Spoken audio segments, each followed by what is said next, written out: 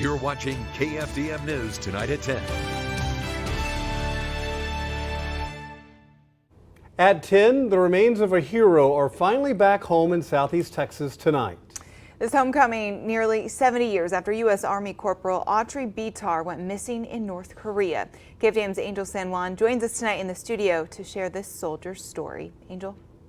It was truly a long journey home for Corporal Bitar, one that took decades. His relatives never gave up hope that they would learn his fate, and tonight they pray other military families can recover their lost loved ones, so just like Corporal Bitar, they too can finally be home. The roar of Patriot Guard members on their motorcycles announces the arrival of a hero. The remains of U.S. Army Corporal Autry Bitar are now in Southeast Texas, 70 years after the young soldier left his hometown to fight for his country. It's a great feeling to know that hero's home now. Bitar enlisted in the Army when he was still a student at Thomas Jefferson High School in Port Arthur. He was only 17 years old, and his parents had to sign off on him serving.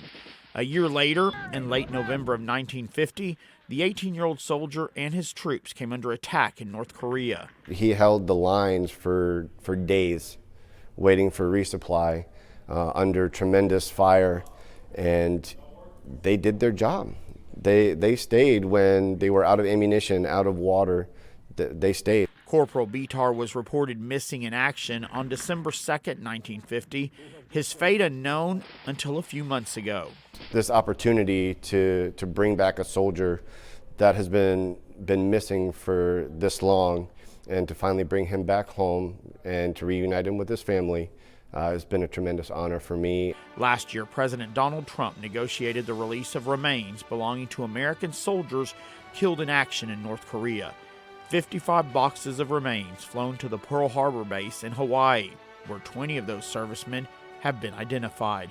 Among them, Corporal Bitar, his niece's DNA used to identify the Southeast Texas native. I wanted to do everything perfect, like to my ability, so I was really nervous. Sergeant Basilio Rosales IV is the soldier in charge of escorting Bitar's remains from Hawaii to Groves. Sergeant Rosales, at 25, just a few years older than Corporal Bitar was when he was killed. Now the two have a brotherly bond that crosses generations. Feels good. He finally gets to rest. Coordinating this long journey home, Sergeant Nathan Turley Knight. He's served 20 years and is getting ready to retire. He says he's honored that this is his final mission. This is probably the best thing that I've done in my career. In addition to his fellow soldiers, the Patriot Guard is participating in this hero's homecoming. There was people literally standing on the side of Highway 73 with their hand over their heart as we came in on all the bikes and the few vehicles, plus the hearse and the support car.